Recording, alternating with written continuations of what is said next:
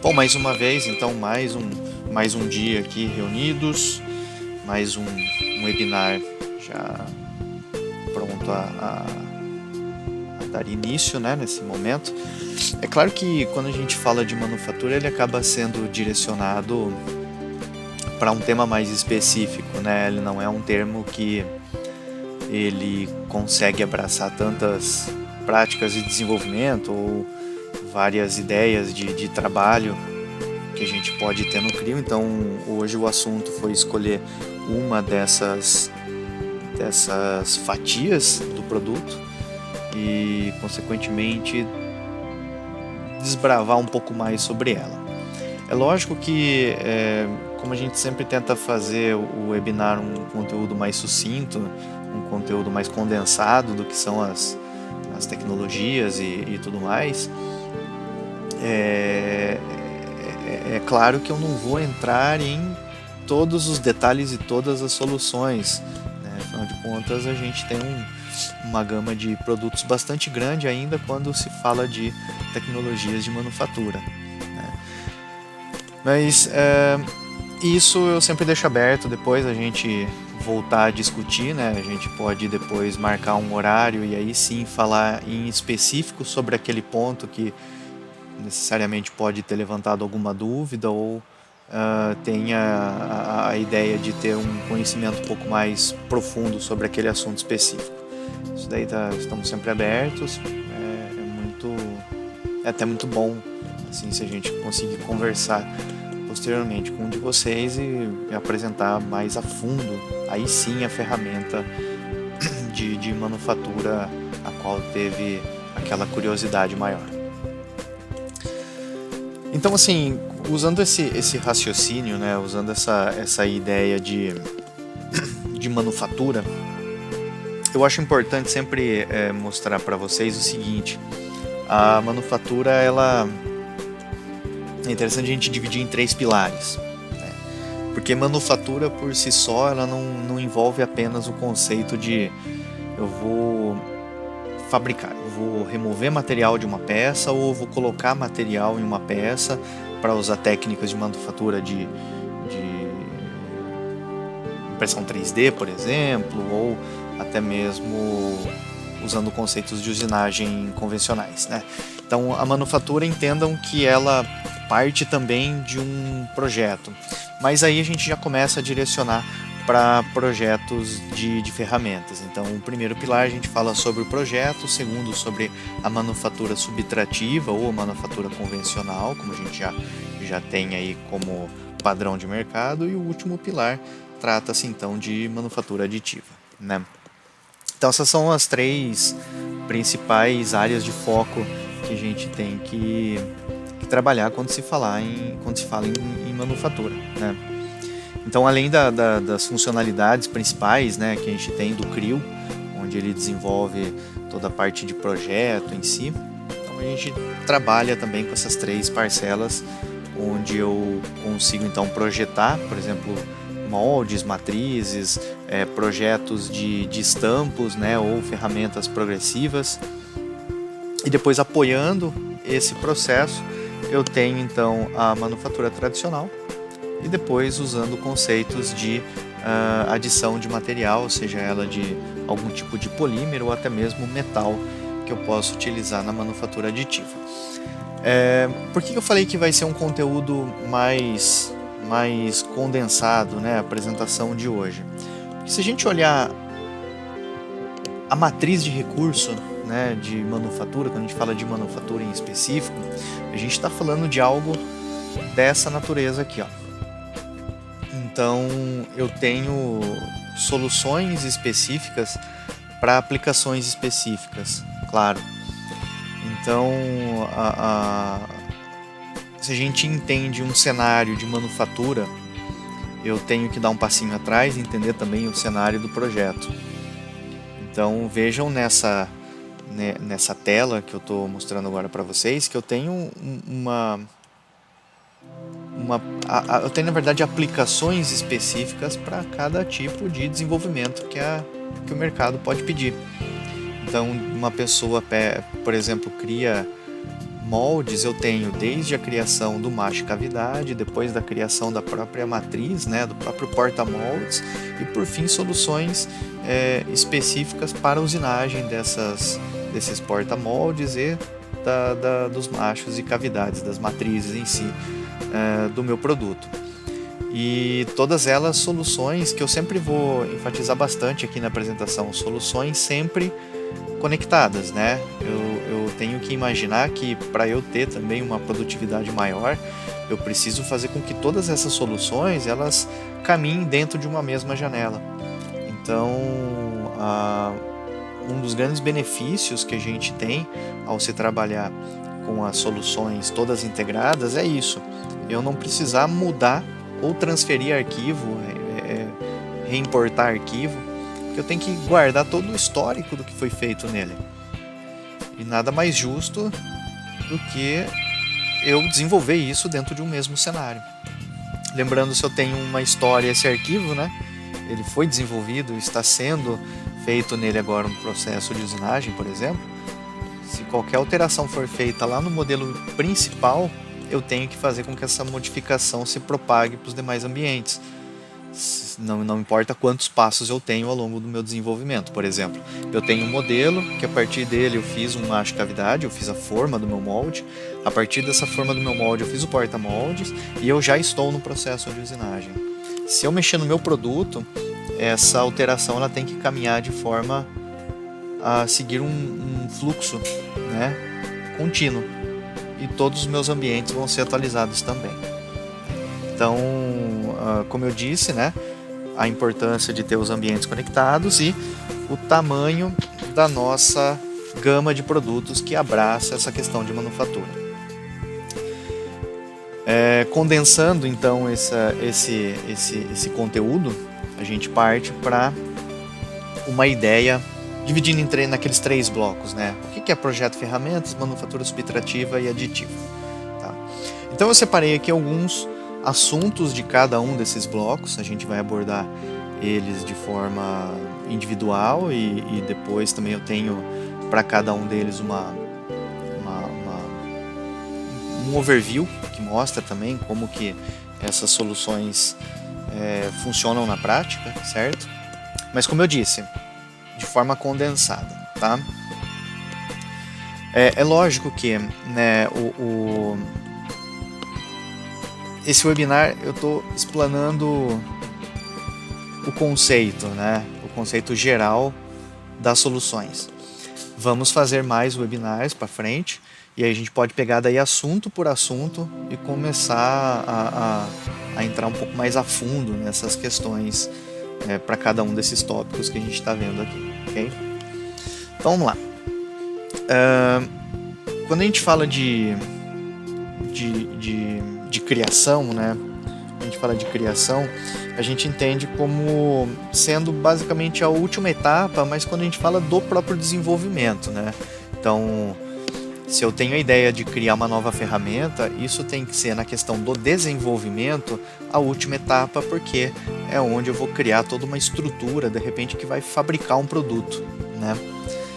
E nesse processo, claro que é importante entregar os produtos sempre com uma melhor qualidade e dentro de um prazo que foi pré-estabelecido. Então, por isso que existem soluções específicas para assuntos específicos, que é onde vai fazer com que eu ganhe desempenho, né?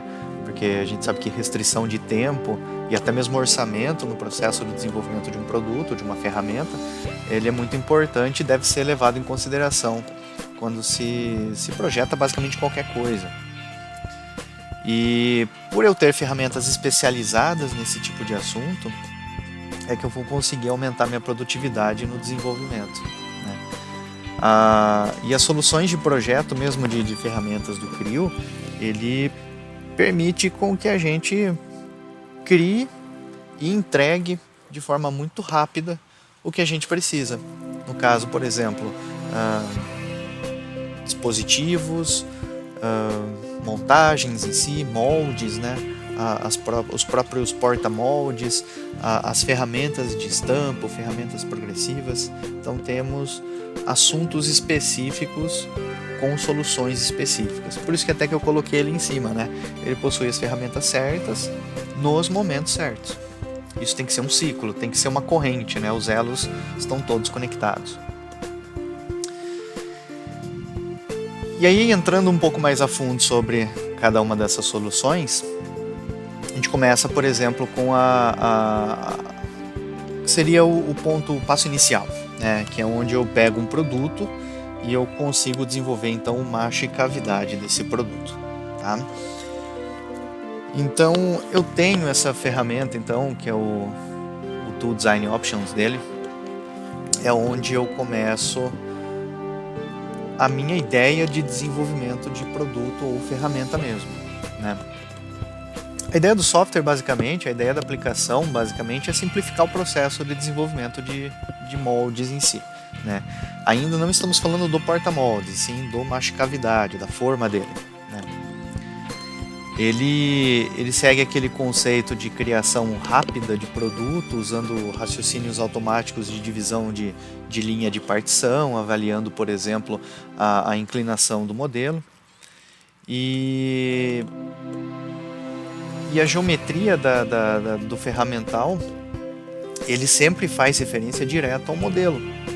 Então isso significa que qualquer mudança, a propagação ela é automática de todas e todas as atualizações vão acontecer e vão ser rebatidas para o meu outro ambiente, né? Vejam que eu usei também aqui um relato que mostra um exemplo real, né? Então eu tenho essa empresa, a ADC, né? E eles reduziram o tempo em 20% no desenvolvimento desse tipo de produto, levando em consideração que, como sempre as nossas formas são criadas em referência ao nosso modelo, a precisão dele é de 100%, né? Eu não tenho nenhum tipo de desvio, afinal de contas eu estou criando o meu molde, entre aspas, baseado no meu próprio produto, né? Como se fosse um trabalho ali de usar o produto para remover material de uma forma que eu tenho bipartida ou que tem alguns outros tipos de detalhes, né? E aí quando a gente consegue, por exemplo, o cavidade, ou já tenho ele de alguma outra forma, eu tenho isso comigo, eu dou mais um passo e aí eu vou criar então o meu porta-moldes. Eu tenho soluções específicas para a criação do porta-molde também, né? É sempre importante comentar que esse tipo de aplicação, ele cria processos automatizados, tá? Então eu tenho uma interface que é como essa primeira janela, é uma interface que mostra então de uma forma simplificada o que é o meu modelo, numa vista 2D de frente, de cima, né? E baseado nesse conceito, eu vou aplicar as dimensões do meu produto e ele vai criar um porta-moldes já encaixado nas condições de montagem que eu preciso, né? Então, por exemplo, eu tenho uma forma que precisa ficar alocada no molde, mas o meu molde ele tem algumas regras que precisam ser seguidas, como por exemplo o espaçamento, tem que ter uma espessura de placa, tem que colocar placa auxiliar ou não, e isso eu já defino no pré-projeto e automaticamente essas informações elas vão aparecer no meu produto. E também é importante comentar que um tipo como esse de montagem, né, ele pede muitos componentes que são componentes específicos de uma montagem de porta-moldes, que seriam as bibliotecas padrões de porta-moldes, né? Então, pino de retorno, eu tenho, por exemplo, biblioteca para extrator e tudo mais. Então, essas informações elas também já existem no software e elas são colocadas também de maneira automática, criando todo o processo de remoção de material das placas usando os gaps necessários. Então, assim, a montagem de fato ela é automatizada e inteligente, né? Vou ganhar bastante tempo utilizando recursos específicos para esse tipo de aplicação, né?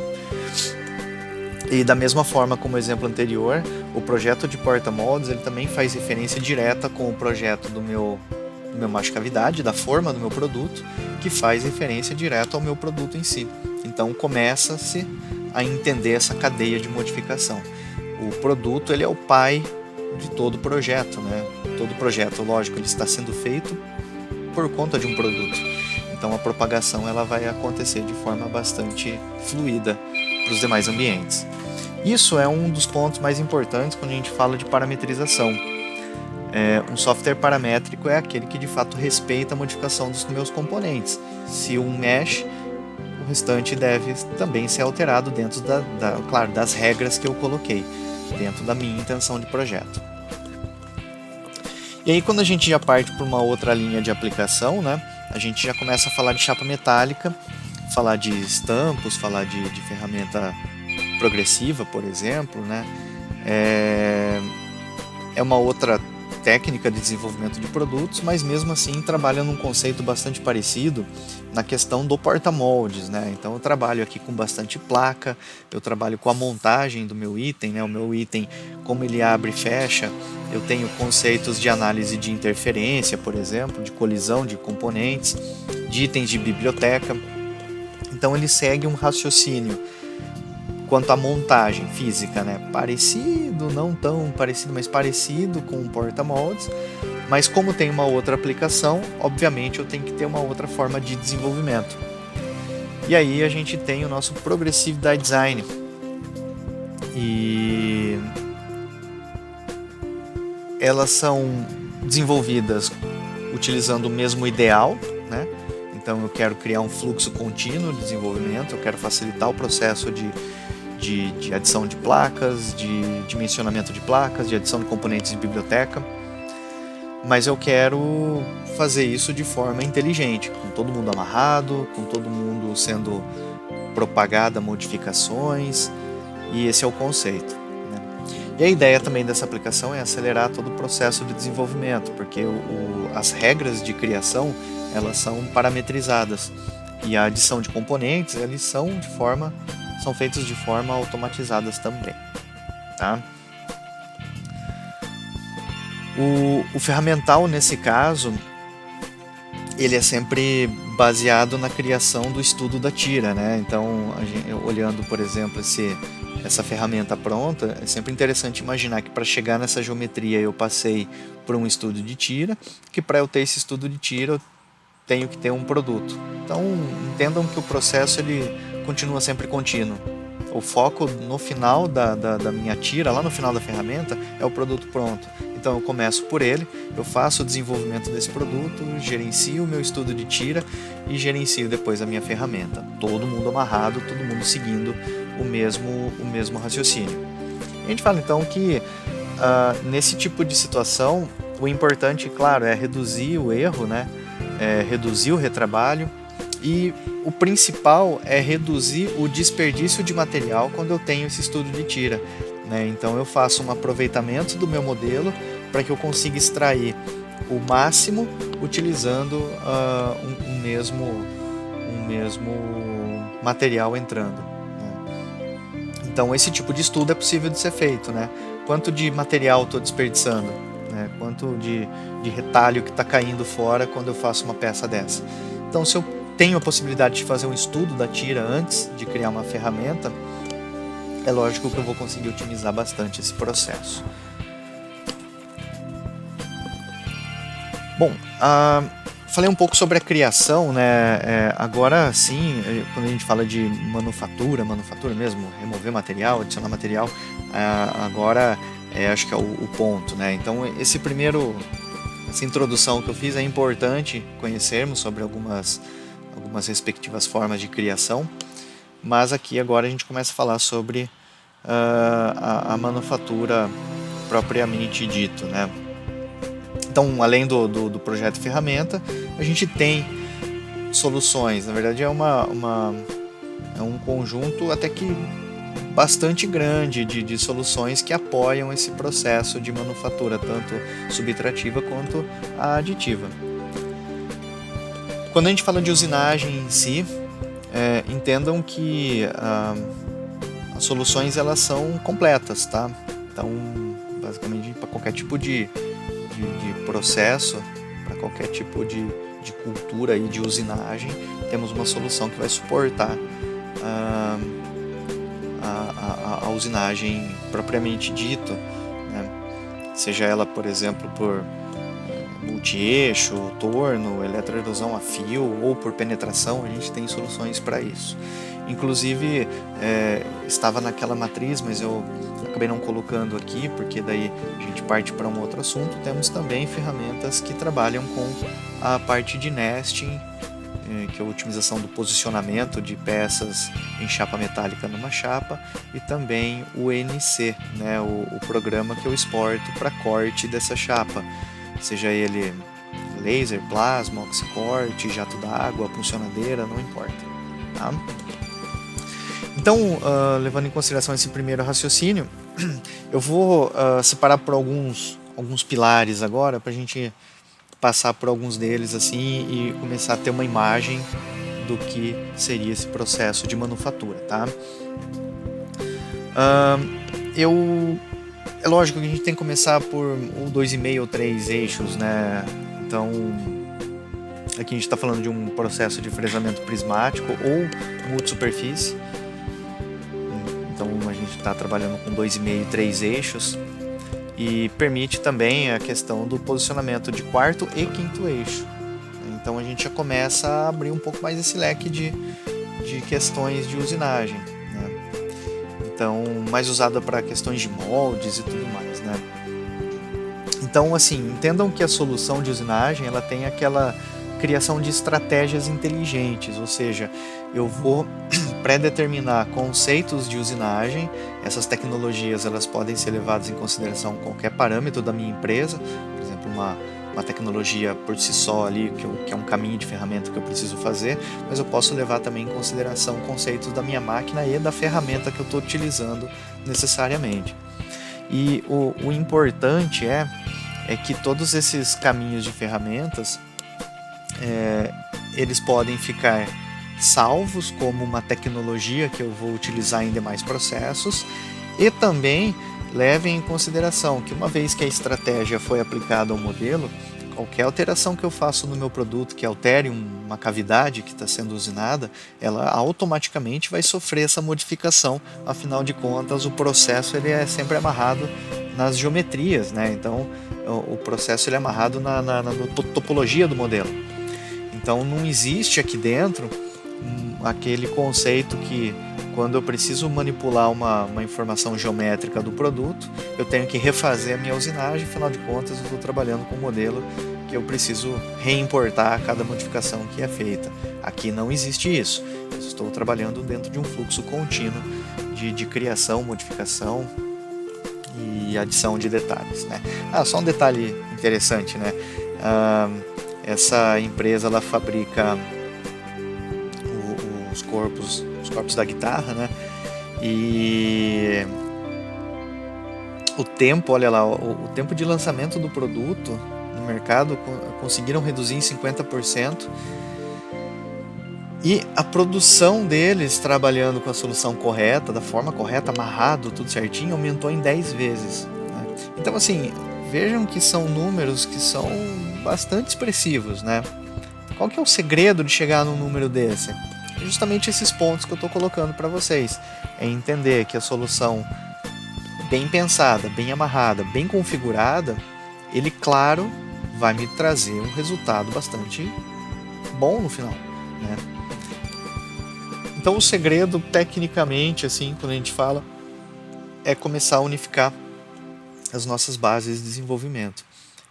Por isso mesmo que eu mostrei aquelas questões, né? Por exemplo, de quando a gente precisa até mesmo criar a ferramenta, que a gente já pode fazer tudo dentro do Creo, né? Ele vai entregar desde o processo de criação do produto até o programa de usinagem lá no final, lá na nossa fábrica, tá? E aí,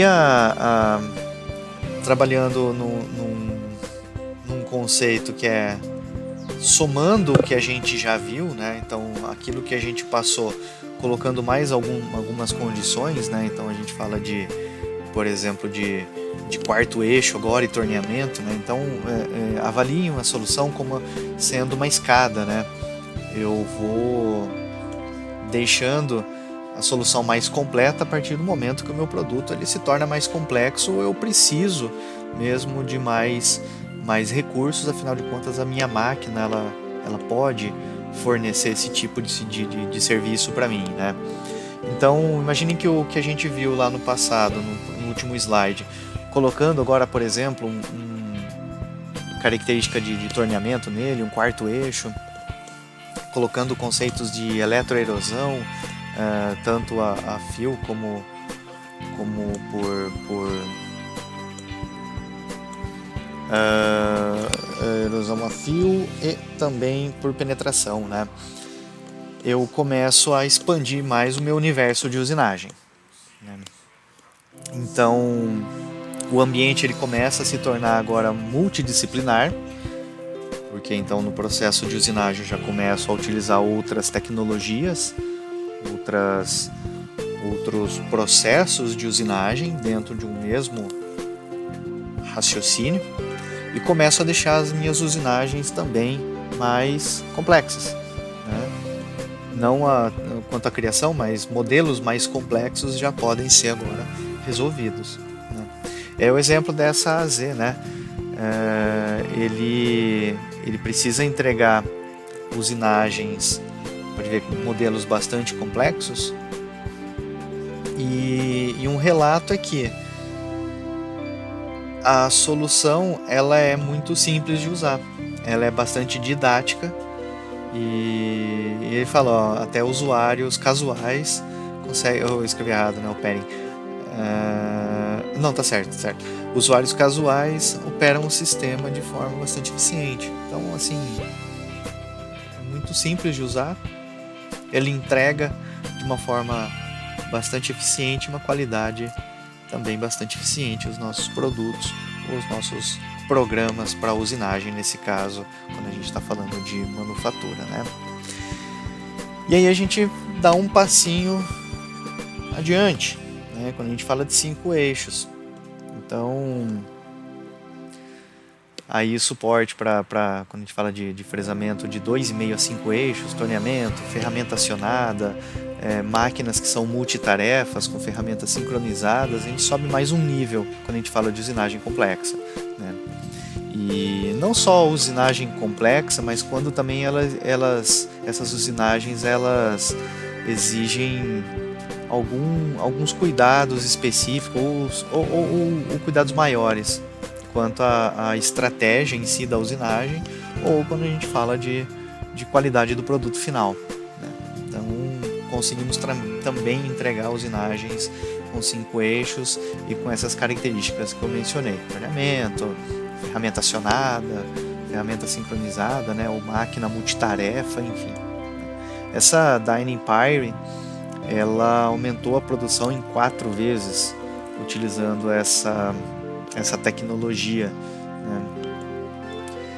E no relato deles fala que trabalhar com titânio não pode errar, o material é caro, né? Então é um exemplo que, assim, não pode ter erro. Então eu preciso de uma ferramenta de fato robusta que me entregue o que eu preciso, na qualidade que eu preciso, e que reduza tempo e possibilidade de alguém fazer alguma coisa que não deve ser feita.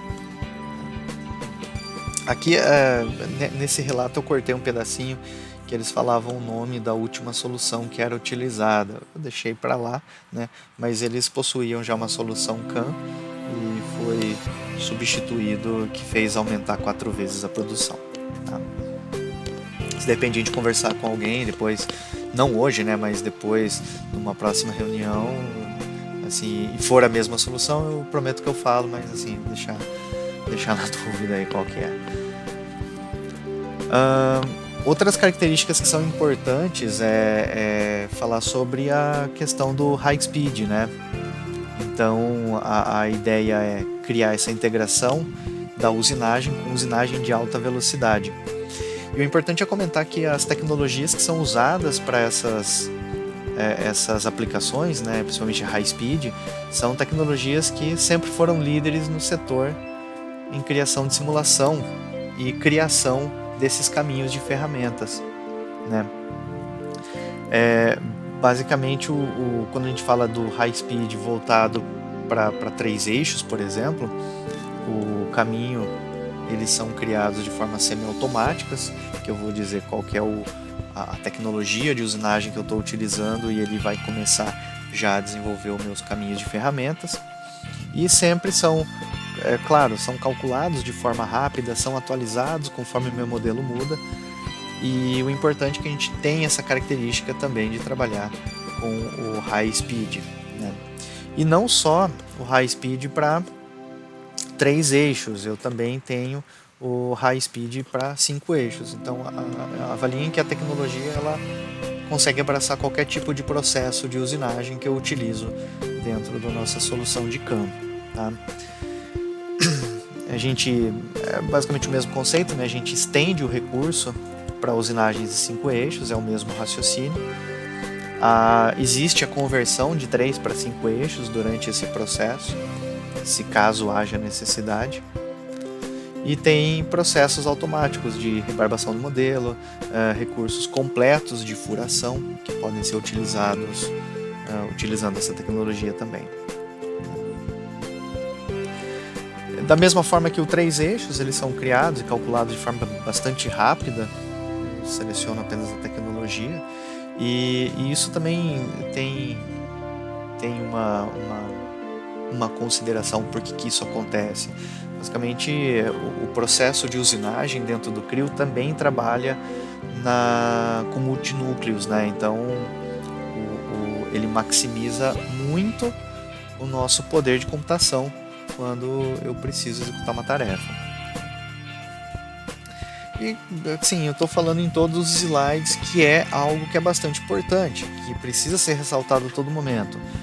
A integração suporta a propagação de mudança de um ambiente para outro, né? Isso aí tem que ser sempre associado um modelo com o outro, isso aí tem que acontecer de forma automática, né? Só para a gente entender de uma maneira bastante funcional como que funcionaria o processo de usinagem, aqui eu estou trabalhando com uma aplicação que é multitask. Então eu tenho o processo de torneamento e fresa dentro do mesmo programa, e aqui está acontecendo a simulação do programa, o que está acontecendo em cada uma das etapas que estão sendo desenvolvidas, né? E percebam que eu consigo fazer todo o cenário que é de fato necessário para eu desenvolver um bom processo de usinagem, que não é só pegar e falar que o modelo tem um sobrematerial ali, né, que vai ser aplicado no produto e precisa ser removido. Vou desbastar, agora eu vou fazer acabamento, vou fazer furação, fazer canal e tudo mais. Mas também ele me permite processos onde eu consigo simular essa usinagem, que é um dos pontos mais importantes de uma criação. Porque somente na simulação da minha usinagem, na simulação da minha manufatura, é onde eu posso prever coisas que de fato eu iria descobrir quando eu colocasse o produto na máquina, né? Então imagina se de repente uma ferramenta tromba, ou se eu não tenho acesso a um local que eu preciso de repente usinar do meu produto. Então essas características elas são importantes justamente levando em consideração o conceito de redução de erros, o conceito de ganhar tempo no processo, porque se eu tenho essa característica, eu posso então começar a utilizar outras tecnologias de usinagem, né? Então vou utilizar outro raciocínio agora para fazer o mesmo processo, já vou fazer aqui também a simulação do que está acontecendo e como que ele vai se comportar. E uma vez realizado esse procedimento, eu tenho a garantia que eu posso colocar esse produto na minha máquina, sem contar que todo o processo de cadastro de ferramentas ou de velocidade de máquina, isso acompanha o pós, né? Eu sei que para algumas pessoas isso parece bastante óbvio, mas isso é algo bastante importante, porque eu vou fazer com que minha máquina trabalhe sempre dando o melhor dela, mas dentro de um conforto que é bastante necessário quando se trabalha com usinagem, né? Então, minha máquina entrega o que ela precisa entregar, mas para que isso aconteça, eu tenho que ter as configurações da minha máquina dentro do meu software, né? Então, por isso é importante também um bom desenvolvimento de pós-processador, num caso como esse. E levando em consideração alguns tópicos assim que eu gostaria de ressaltar com vocês, né? Seria então a possibilidade de a interface ser integrada, né? A usinagem ela pode ser bastante robusta, o que impera isso, né? Se eu tenho uma usinagem robusta ou não, vai ser caracterizado pelo tipo de modelo, tipo de máquina que eu tenho. Então temos soluções para entregar qualquer tipo de necessidade quanto à usinagem, né? Gerando também o HSM, né? O High Speed, até 5 eixos, isso pode ser propagado também. O tempo de programação ele é claramente reduzido, né? Significativamente reduzido em alguns casos, porque a gente consegue automatizar algumas coisas dentro do processo de desenvolvimento de usinagens, inclusive criar bibliotecas de tecnologias já prontas, né? E mais uma vez, modelos associados, todos eles estão amarrados, todos os ambientes conversam a mesma língua, e isso vai fazer com que o meu processo de modificação, alteração, enfim, ele seja propagado para todas as etapas do desenvolvimento, seja o produto, seja a criação do NC ou da programação que eu estou querendo jogar lá para a fábrica. E aí a gente pula para o nosso próximo tópico, que fala sobre manufatura aditiva. A manufatura aditiva ela é uma tecnologia que ela vem sendo explorada cada vez mais, né? Então, não vou dizer que ela é nova no mercado, mas ela seria assim, menos conhecida do que a nossa manufatura tradicional. Mas a manufatura aditiva ela possui algumas características que são importantes e são de bastante relevância quando a gente começa também a levar em consideração o tipo de produto, a complexidade do produto. Então, às vezes faz mais sentido, inclusive, trabalhar com manufatura aditiva do que simplesmente usar processos convencionais de manufatura. Então, a minha ideia é falar para vocês que essas capacidades elas estão evoluindo e de forma bastante rápida se a gente levar em consideração os nossos últimos anos, tá? E assim, o que antes era considerado apenas uma solução para gerar protótipo e algum teste, né, para a gente pegar o produto, hoje pode ser considerado uma solução econômica e que dá suporte à fabricação direta e digital, né, de produtos que precisam ser fabricados em baixo volume, né, ou que sofrem, por exemplo, um grau de personalização muito grande, né? Então, quando eu personalizo muito um produto ou eles não têm um volume muito alto, a manufatura aditiva hoje já é uma tecnologia que deve ser levada em consideração nesses aspectos, tá? Alguns anos atrás a PTC mesmo fez algumas parcerias com empresas que eram líderes de mercado, que já forneciam esse tipo de solução, e a ideia foi desenvolver algo interno, né, usando essa tecnologia, que continuasse com esse raciocínio de entregar a solução, entregar a tecnologia, mantendo a mesma característica de qualidade que já tinham essas soluções que eram líderes de mercado na época, tá? E a ideia é que a entrega desse produto hoje ela pode inclusive ser entregue como produto de uso final, tá? Porque eu tenho características de impressão até em metal aqui.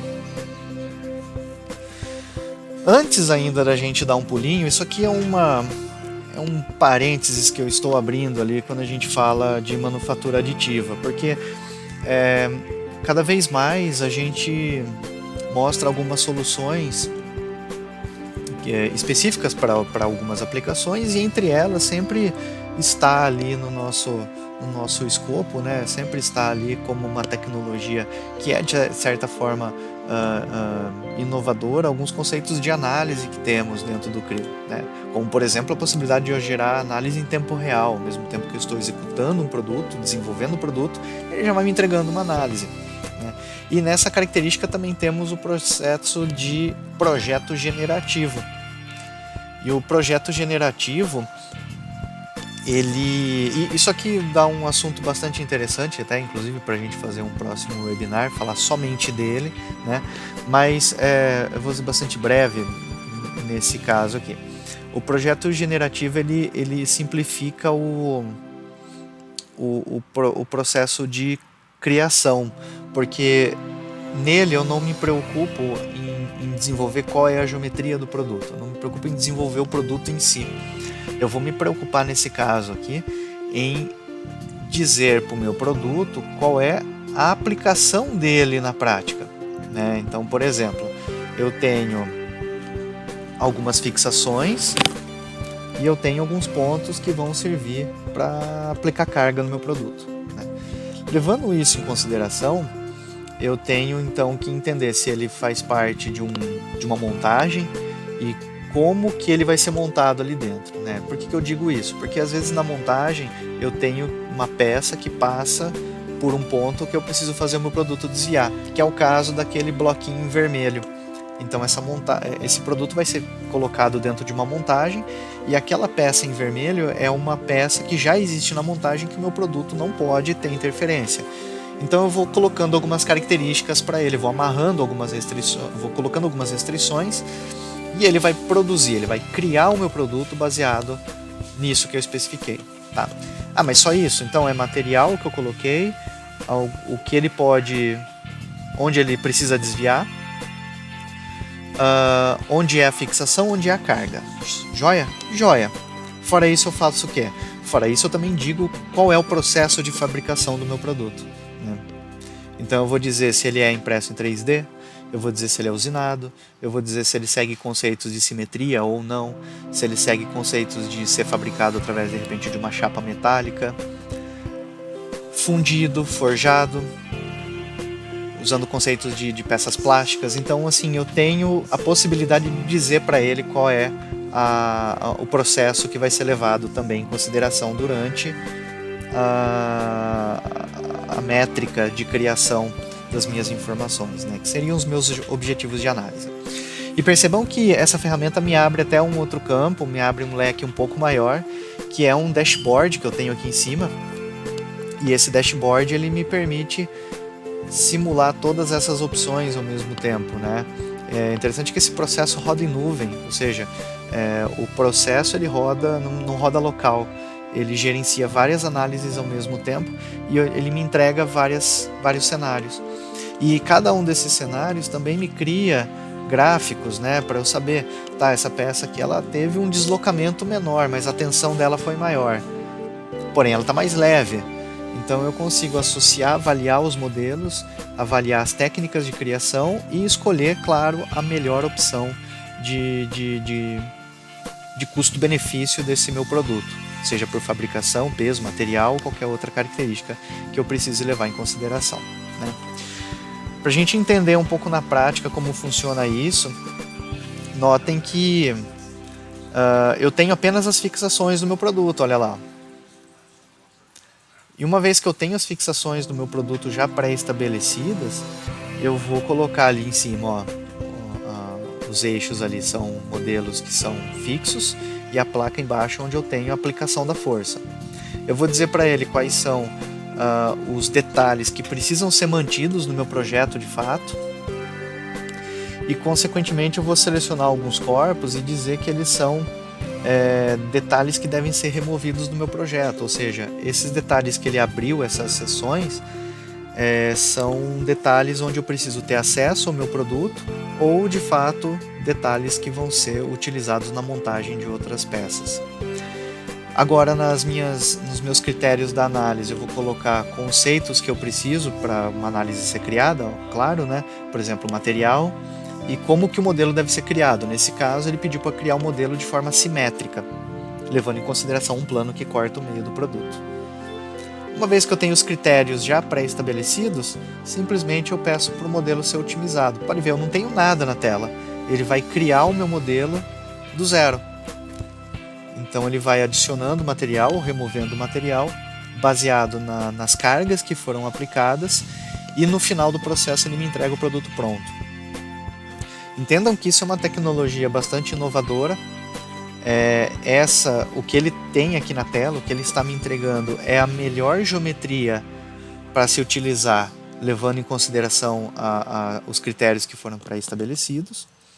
E uma vez que eu tenho o produto pronto, eu tenho o produto já avaliado, né, porque ele usa uma análise para fazer isso, ele vai criar a exportação desse meu produto. E a exportação do meu produto já pode ser utilizado aí para algum processo de manufatura, seja de adição ou remoção de material. Então, quer ver? Ó, ele está calculando ali, olha lá, o produto está pronto e está entregue. Essa é a melhor geometria que eu posso utilizar, levando em consideração as características aplicadas como critério de desenvolvimento. Certo?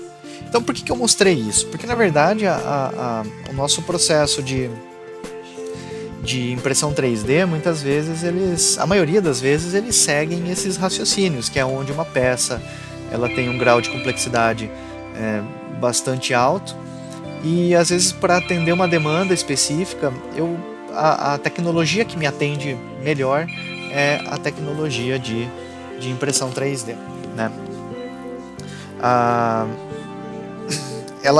Essa tecnologia, assim, ela fornece por si só funcionalidades que são especializadas para esse tipo de aplicação, né? Que a gente pode levar em consideração que é um projeto de impressão 3D, porque toda a posição da peça que eu utilizo dentro de uma bandeja de impressão, ela deve ser também otimizada. Eu consigo imprimir mais de uma peça ao mesmo tempo, então isso tem que ser levado em consideração.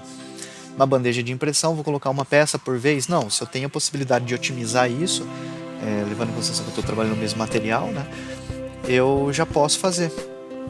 Então ele me permite criar esse tipo de situação também. Essa malha que eu tenho dentro do modelo, na imagem da direita ali dá para ver dois exemplos diferentes. Eu posso configurar essas malhas da maneira como eu achar melhor. Então eu posso desenvolver do zero ou ter uma biblioteca específica de malhas que vão preencher o meu produto. E eu posso estender isso ainda para um nível um pouco mais elevado, né? Quando a gente fala que existe a impressão também utilizando metal, né?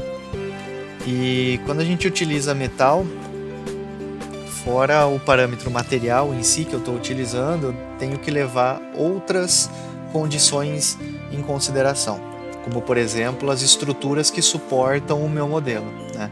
Quando se trata de uma impressão em metal, a estrutura que suporta o meu modelo não pode ser uma estrutura igual a uma estrutura que eu tenho para uma peça em polímero, por exemplo. Então, isso é algo que faz parte de um projeto e as soluções elas entregam essas questões de bibliotecas e questões de posicionamento de maneira automática. Mesmo porque quando um processo de impressão 3D ele é executado, muitas vezes o produto em pé ele não é o melhor, a melhor locação dele dentro de uma bandeja de impressão, né? Às vezes o melhor nesting para eles, ali onde eu vou ter mais produtividade no momento da impressão, é eu colocando, por exemplo, o produto deitado, de ponta cabeça. E quem que trabalha com isso, quem que já faz esse processo, sabe do que eu estou falando, né? Então, essas tecnologias, elas ajudam também a gente a definir qual que é o melhor posicionamento do nosso produto na bandeja, sendo individual ou trabalhando com vários deles ao mesmo tempo, né? E claro, né, toda impressora que eu tenho eu já posso deixar pré-configurada para dentro do software, que a exportação ela acaba sendo bem mais tranquila, né? Porque a melhor forma de exportar é quando eu já exporto direto para a impressora, eu não preciso jogar um arquivo importado para dentro dela e fazer esse processo lá. Então o Creo ele assume essa característica também de fazer a configuração e entregar pronto para quem imprime isso para ele, né? E quando a gente fala de modelo reticulado, ou seja, o modelo reticulado que eu digo são essas malhas que possuem dentro do nosso produto, né? Então isso aqui é um modelo reticulado para a gente. Levem em consideração que quando eu crio uma malha, eu crio o chamado Let's aqui dentro do Creo, aqui eu estou usando a versão 8, que é bastante importante a gente entender isso. Eu já levo em consideração para a criação dessa malha também uma análise. Então percebam que cada vez mais, cada assunto um pouco mais a fundo que a gente vai entrando, quando a gente vai estudando melhores as soluções, a gente vai vendo que todos os cenários, todos os ambientes de desenvolvimento, análise e usinagem, eles estão sempre integrados e falando a mesma língua, que é nada mais interessante do que eu vou criar uma malha dentro do meu produto, eu já leve em consideração a aplicação dele. E ao longo, se fizer um corte no modelo, né, vocês vão perceber que por eu ter levado em consideração uma análise para gerar essa geometria, ela sofre essa modificação. Então, ela pode ficar mais robusta na parte de cima, onde o meu modelo tem uma solicitação maior, e ficar mais espaçada na parte de baixo. E lógico que isso não apenas em questões práticas, que são as questões de onde de fato eu aplico a força no meu produto, que é a questão da aplicação em si, mas questões também de fabricação. Eu vou conseguir o mesmo rendimento, eu vou conseguir o produto que tem a mesma aplicação do que eu já tinha, mas levando em consideração um processo onde a economia de material ela já começa a existir. Então imaginem esse cenário, eu tenho a mesma aplicação com um custo reduzido para a fabricação desse produto. E isso basicamente porque eu utilizo as tecnologias. E mais uma vez, é muito importante trabalhar com as tecnologias sempre amarradas, né? É muito importante eu fazer com que eu crie um cenário onde desde o produto que se inicia, o conceito do meu projeto, ele vá propagando as modificações para cada um dos ambientes que eu passo. Então olha lá, fiz a análise, vou escolher uma geometria que eu quero criar essa minha malha reticulada do produto, como ela vai ser distribuída, o tamanho dela, qual que é o tipo de propagação que eu preciso. Só que um ponto importante é que nesse tipo de aplicação eu levo agora em consideração a análise que foi executada já num passo anterior. E olha lá que simples que é, eu vou pegar o resultado da análise, busquei ela. Então a propagação de como que deve ser, ou qual deve ser a espessura do meu produto, qual o espaçamento que ele deve usar e qual é a interação entre um bloco e o outro, isso já deve acontecer de maneira automática. E o processo ele é bastante simples, né? Porque são passos que eu preciso executar dentro de um projeto, que são passos normais. Né? Uma análise ela é necessária ser executada. Então por que não utilizar esse resultado e usando esse raciocínio, usando esse histórico que ele já criou, eu já não consiga continuar o projeto com isso. Olha lá o corte criado no produto, percebam que existe uma modificação bastante grande da malha na parte de baixo, na intermediária e na superior. E eu não preciso me preocupar com isso. Isso aí é feito de maneira automática, importando basicamente os resultados de uma análise. E é lógico que a análise ela pode ser recriada, só que agora levando em consideração a malha. E esse ponto é interessante. Se a gente olhar a distribuição de carga que está sendo executada no produto, note que não tem nenhum ponto que existe um acúmulo de tensão. Até a estruturação do nosso produto fica bem melhor distribuída quando se usa características como essa. Um dado importante quanto à impressão 3D, que a tecnologia, como a gente estava falando, ela vem aumentando. Antes era algo mais voltado para um conceito protótipo físico, ou eu preciso pegar esse produto na mão para entender como que é o produto, ver o produto de perto, né? Mas a tecnologia está sendo utilizada bastante já na questão de eu tenho um produto que ele não é seriado, ele é um produto especial, ou ele tem um produto que eu vou precisar fabricar poucos números dele. Então a impressão 3D já está sendo bastante utilizada nessas questões. E a tendência do mercado agora nos últimos 4 anos, agora nos próximos 3 anos, né, é de crescer por volta de 125%. Então, entendam, é uma tecnologia que vocês já têm disponível, né? Quem tem o Creo já tem essa questão de impressão 3D quando se trata de polímeros. e isso é uma solução que está cada vez mais sendo utilizada. Então é uma solução que vocês podem já começar a fazer testes, solicitem o suporte, a gente pode auxiliar também como configurar a solução, como utilizar, quais são os primeiros passos para isso. E claro, a gente fica sempre à disposição para não só esse assunto, como qualquer outro tipo de dúvida que vocês tenham, bem como as questões de usinagem e qualquer outra questão de manufatura que foi vista hoje, bem como soluções de criação de porta-moldes, mais cavidade, ferramentas para estampo, para ferramentas progressivas, enfim, certo? E aí com isto, senhoras e senhores, eu concluo o webinar de hoje, né? Eu espero que tenham gostado e aproveitado bastante o conteúdo. Como eu disse no início, foi um conteúdo bastante condensado, afinal de contas o ecossistema de produtos que conseguem abraçar essas questões de manufatura é bastante grande e podemos, claro, abrir parênteses e tratar cada uma delas agora de forma individual, um pouco mais a fundo.